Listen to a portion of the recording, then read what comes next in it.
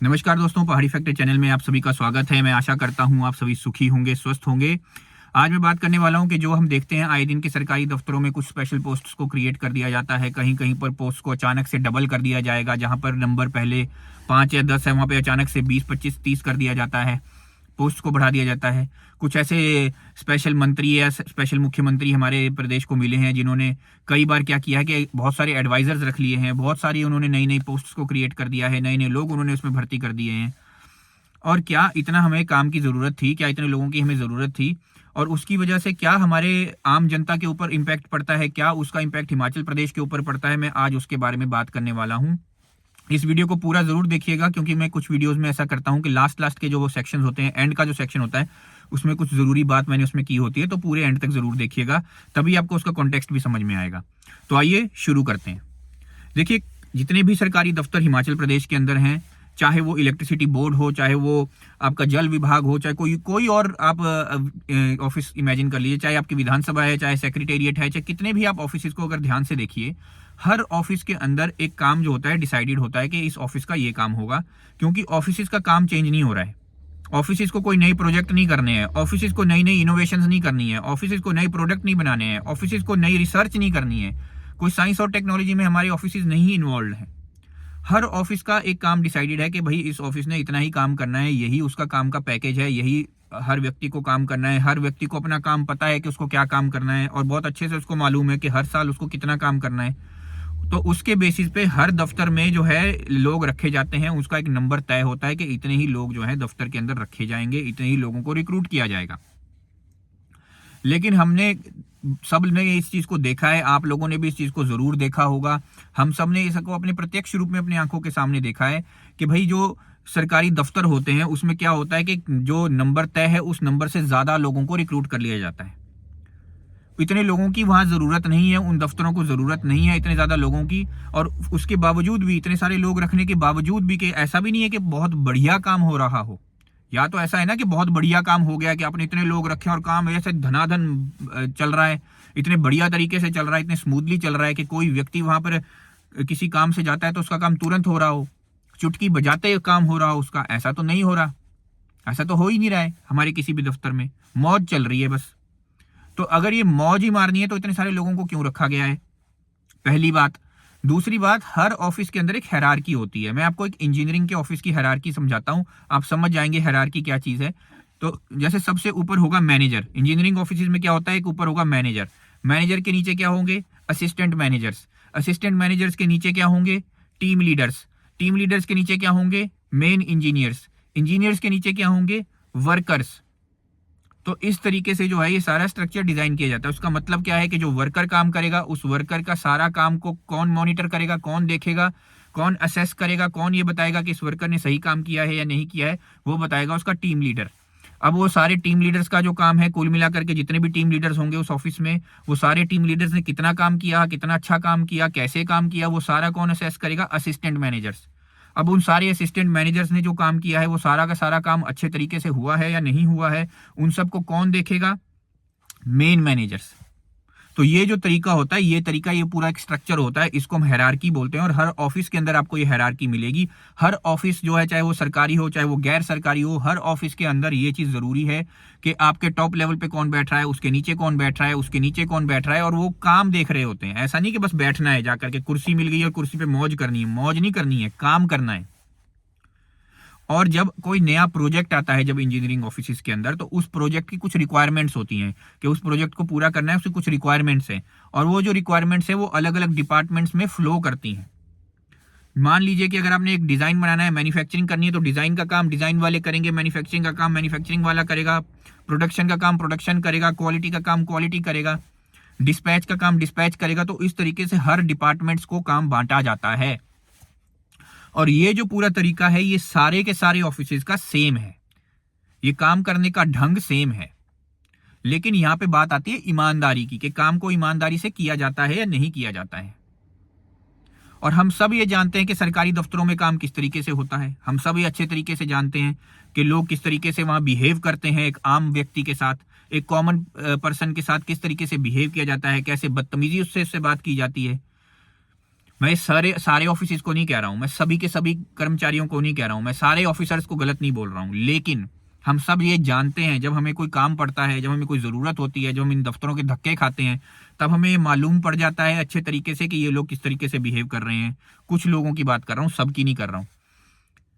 लेकिन चाहे एक भी व्यक्ति अगर हमारे दफ्तर के अंदर गलत काम कर रहा होगा, या एक भी व्यक्ति भ्रष्टाचारी होगा, या एक भी व्यक्ति अगर बदतमीजी कर रहा होगा, तो वो पूरे के पूरे दफ्तर की छवि वहां पे जो है उस व्यक्ति के सामने वो प्रेजेंट कर रहा है। क्योंकि उस व्यक्ति ने एक एक लेवल तक नहीं जाना है, उस व्यक्ति ने हर एक व्यक्ति को नहीं मिलना है। मान लीजिए मुझे अगर कोई काम है किसी दफ्तर में, तो मैं उस सरकारी दफ्तर के हर एक व्यक्ति से जाकर के नहीं मिलूंगा, हर एक ऑफिसर से जाकर के नहीं मिलूंगा। मैं सिर्फ और सिर्फ उसी व्यक्ति से जाकर के मिलूंगा जिससे मुझे काम है। और अगर वो मुझसे बदतमीजी करेगा तो मुझे यही लगेगा कि इस पूरे दफ्तर में काम करने वाले सभी के सभी लोग घटिया हैं। और ये सच्चाई है, इसमें कोई दो राय नहीं है। आपको अच्छा लगे तो भी, आपको बुरा लगे तो भी, सच यही है।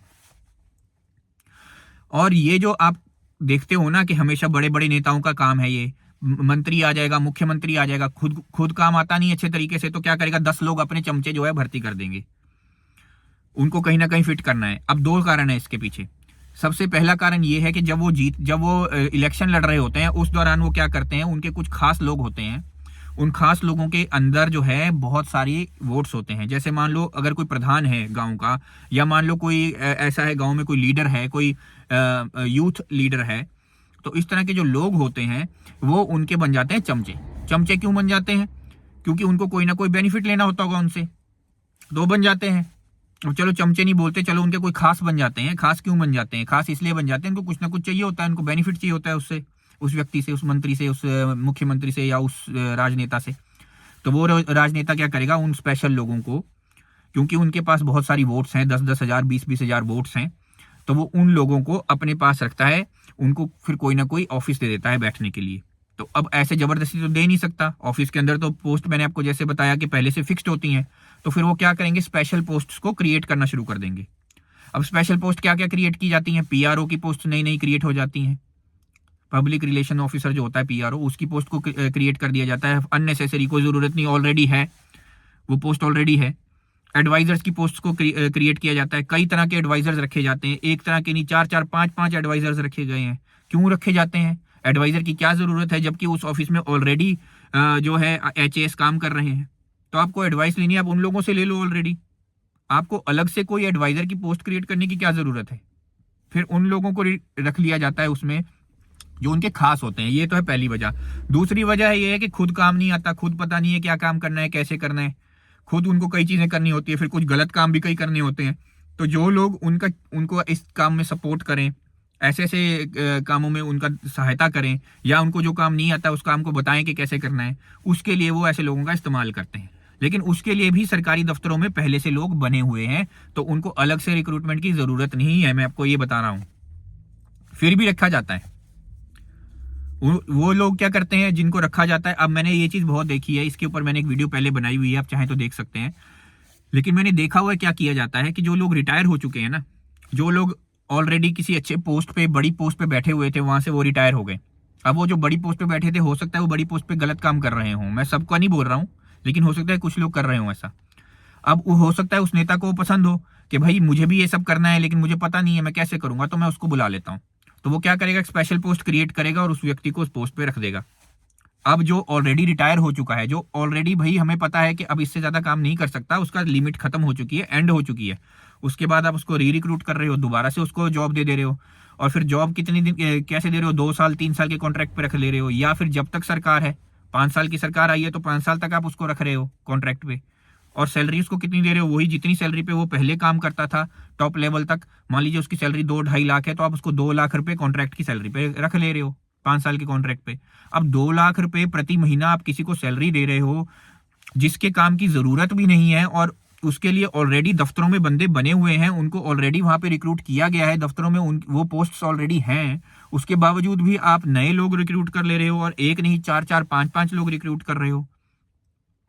ये कहाँ किस हद तक सही है? और इसका इम्पैक्ट देखिए 2 तरीके से होता है। एक इम्पैक्ट तो है फाइनेंशियल इम्पैक्ट, जो कि हम देखते ही हैं कि हिमाचल प्रदेश आर्थिक संकट से गुजर ही रहा है।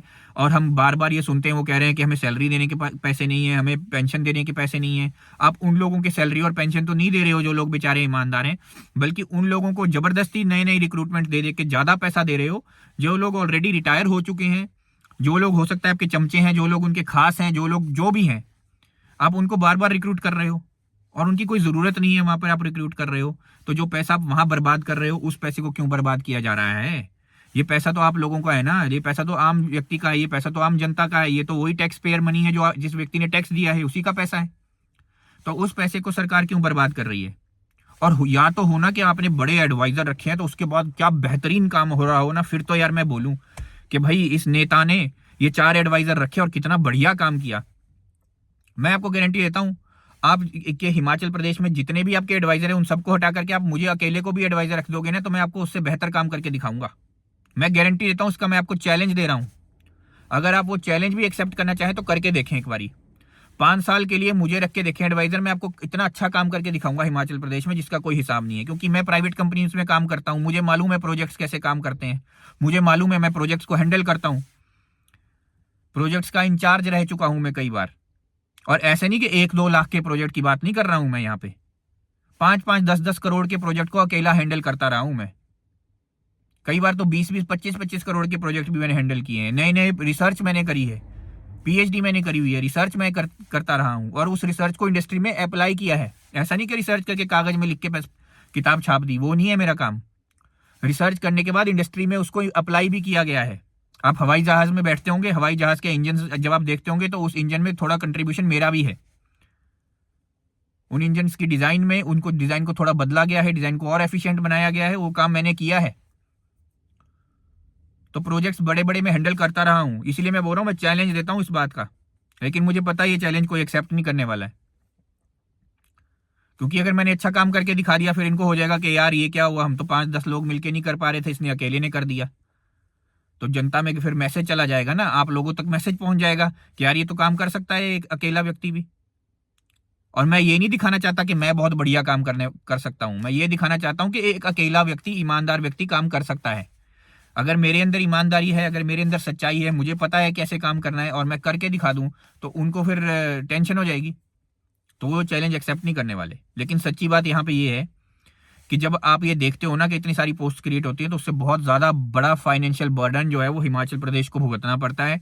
हिमाचल प्रदेश ऑलरेडी आर्थिक संकट में है, ऑलरेडी वो मुसीबत में है, तो उसको और ज़्यादा उस मुसीबत से गुजरना पड़ता है, ये सच्ची बात है। दूसरी प्रॉब्लम ये है कि जो यंगस्टर्स हैं, जो यूथ है जो हिमाचल प्रदेश का, जो बेचारे जगह जगह धरनों पे बैठे हुए हैं, उनको नौकरी नहीं मिल रही है, सरकारी नौकरी नहीं मिल रही, कहीं बहाल नहीं किए जा रहे हैं।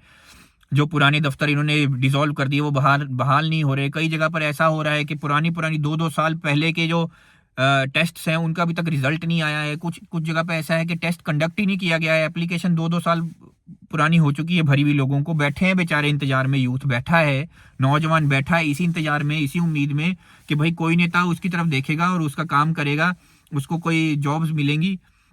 वहां पर हम क्या देख रहे हैं, रिटायर्ड लोगों को बार बार आप भर्ती किए जा रहे हो, पोस्ट को क्रिएट किए जा रहे हो अननेसेसरी पोस्ट क्रिएट कर करके उसमें अपने मर्जी के लोग भरे चले जा रहे हो।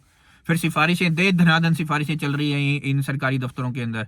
क्या चल रहा है यार, ये क्या है? मेरे को समझ नहीं आता कि आप लोग अपने साथ ही गद्दारी कर रहे हो भाई। जो लोग ये काम कर रहे हैं वो भी गद्दारी अपने साथ ही कर रहे हैं, क्योंकि कल को उन्हीं के बच्चों को, उन्हीं के आगे नाती पोतों को इन सब चीजों को भुगतना पड़ेगा। आपने तो अपने लिए सिर्फ सोच लिया कि ठीक है भाई मैं सेल्फिश हूं, मैंने अपने लिए सोचा, मैंने ही अपना बड़ा घर बना लिया, मैंने अपना सारा मौज कर ली। लेकिन वो मौज सिर्फ आप ही तक सीमित रहेगी, उसके आगे नहीं चलेगी वो। जैसे ही आपके बच्चे बड़े होंगे उनको उसी जगह से कम्पीट करना पड़ेगा, जब उनके बच्चों के बच्चे आगे होंगे तो उनको भी उसी जगह से कम्पीट करना पड़ेगा। और ऐसा कोई जरूरी नहीं है कि अगर आप नेता बने हो, अगर आप बहुत बड़े मंत्री हो या बहुत बड़े मुख्यमंत्री हो, तो आपके जो आगे बच्चे हैं वो भी मंत्री मुख्यमंत्री बनेंगे, ऐसा कोई जरूरी नहीं है। हो सकता है फिर उनको आम नौकरियां करनी पड़ जाएं। जब उनको आम नौकरियां करनी पड़ेंगी तब उनको पता चलेगा कि आटे दाल का भाव क्या है। आप जो कर रहे हो अपने बच्चों के साथ भी गद्दारी कर रहे हो। तो जब आप अपने बच्चों के साथ गद्दारी कर सकते हो तो हमारे आप क्या होगे? जो अपने बच्चों का नहीं हुआ वो हमारा क्या होगा? जो अपने परिवार का नहीं होगा वो हिमाचल प्रदेश का क्या होगा? ये सोच करके देखिए आप। और हिमाचल प्रदेश वासियों में आपसे सबसे ये बात कर रहा हूं, आप सभी मेरे बड़े बुजुर्ग भी हो, जो मुझसे बड़े हैं आप सब मेरे बड़े बुजुर्ग हो, जो मेरी उम्र के आप सब मेरे दोस्त हो, जो मुझसे छोटे हैं आप सब मेरे भाई बहन हो, और आप सभी मेरे दोस्त हो। आप सब इस बात को समझो कि जो मैं कह रहा हूं मुझे कोई पर्सनल गेन नहीं है। मुझे क्या पर्सनल गेन है, मैं तो दूर बैठा हूं, मुझे मतलब ही नहीं है। अगर मैं नहीं भी बोलता तो भी कुछ फर्क नहीं पड़ता। मेरा सिर्फ और सिर्फ ये कहने का यही मतलब है कि इस तरह की जो चीज़ें हैं वो हमारे लिए ही मुसीबत क्रिएट करती हैं। अब जो यूथ है जो बेचारा बैठा है इसी इंतजार में कि उसको नौकरी मिलेगी, उसको कब नौकरी मिलेगी? आपने उसके ऊपर एक और बंदा बिठा दिया है, वहां पर पोस्ट के ऊपर एक और नई पोस्ट क्रिएट करके बंदा बिठा दिया है। बार बार रिटायर्ड लोगों को बार बार भर्ती किए चले जा रहे हो, तो वो जो नीचे से पोस्ट है वो खाली ही नहीं हो रही। अब पोस्ट खाली नहीं होगी नीचे की तो फिर नए लोगों से कैसे भरेगी? जब आपने रिटायर्ड बंदे को दोबारा से पोस्ट पे बिठा दिया है तो कैसे बंद होगी?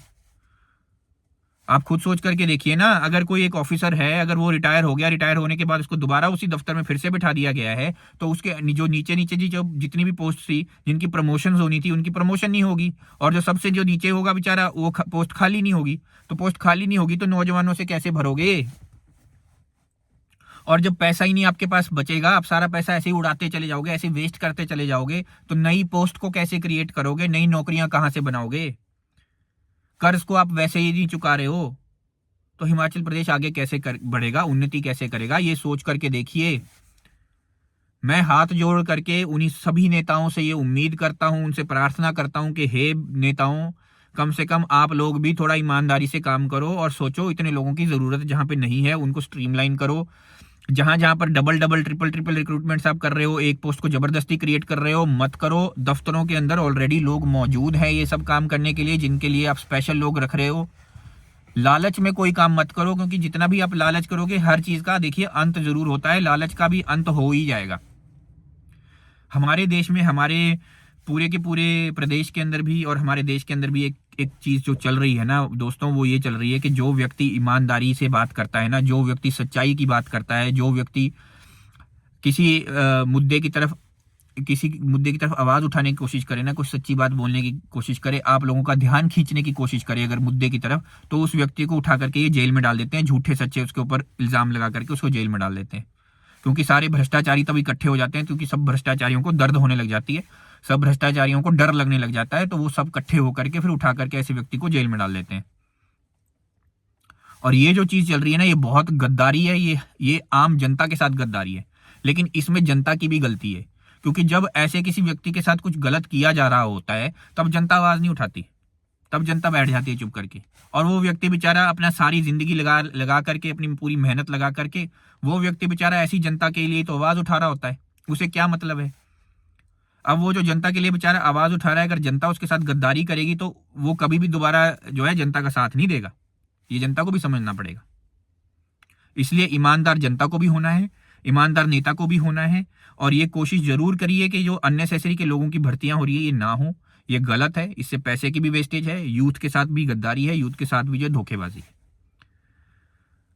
मुझे ये उम्मीद है कि आप सभी जो है अपने प्रदेश को, अपने देश को उन्नति की तरफ लेकर के जाएंगे। मैंने कई बार कह दिया है, मैं फिर से कह देता हूं, किसी सही व्यक्ति को आप नेता बनाएंगे, पढ़े लिखे को नेता बनाएंगे, तभी आपका जो है उद्धार होगा। और अगर नेता मौजूद नहीं है, अगर नेता आपको किसी पॉलिटिकल पार्टी में ऐसा नहीं मिल रहा है, तो किसी नए व्यक्ति को ढूंढ करके उसको नेता बनाओ। ये जनता का भी कर्तव्य है। सभी जितने भी लोग हैं कॉन्स्टिट्यूएंसी के, सारे इकट्ठे हो जाओ और बोलो कि हमने इस व्यक्ति को नेता बनाना है। अगर आपको किसी पॉलिटिकल पार्टी से कोई नेता चाहिए, तो उस पॉलिटिकल पार्टी को बोलो कि भाई हम इस व्यक्ति को नेता चाहते हैं। अगर तुम इस व्यक्ति को टिकट दे रहे हो, अगर तुम इस व्यक्ति को लेकर के आ रहे हो, तब तो हम तुम्हारा साथ देंगे, नहीं तो हम तुम्हारा साथ नहीं देंगे। इस तरह से काम जब तक जनता नहीं करेगी ईमानदारी से, तब तक कुछ नहीं होने वाला। बाकी आप सब लोगों की मर्जी है, आपका प्रदेश है, जैसा मेरा प्रदेश है वैसे आपका भी प्रदेश है। तो मैं अपना कर्तव्य कर रहा हूं बोल करके, मैं अपनी तरफ से पूरी कोशिश कर रहा हूं। लेकिन अगर आप वो कोशिश करना चाहते हो तो बहुत अच्छी बात है, नहीं करना चाहते तो आपकी मर्जी। आपका प्रदेश भी है, वही है, आपका भी घर वहीं पर है। तो अगर आप चाहते हो कि आपके घर के आसपास जो है बेकार गंदगी चलती रहे, सब जगह भ्रष्टाचार चलता रहे, सब जगह बस बुरे हाल होते रहें, प्रदेश जो है वो सही तरफ ना चले, सही डायरेक्शन की तरफ ना चले, तो वो आपकी मर्जी है। मैं ऐसा नहीं चाहता, इसलिए मैं पूरी कोशिश कर रहा हूँ। मुझे सुनने के लिए धन्यवाद। आपका दिन शुभ हो।